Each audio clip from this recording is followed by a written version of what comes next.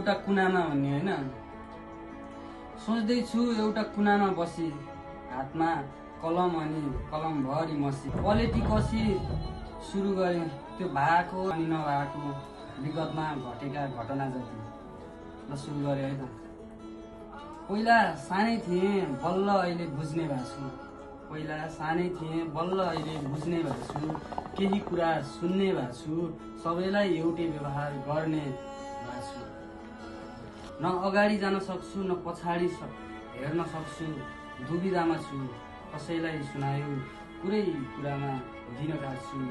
देख्छन् यहाँ सबैले मोज मस्ती गरेको, मलाई थाहा छ यहाँ महिनामा 30 दिन रटेको।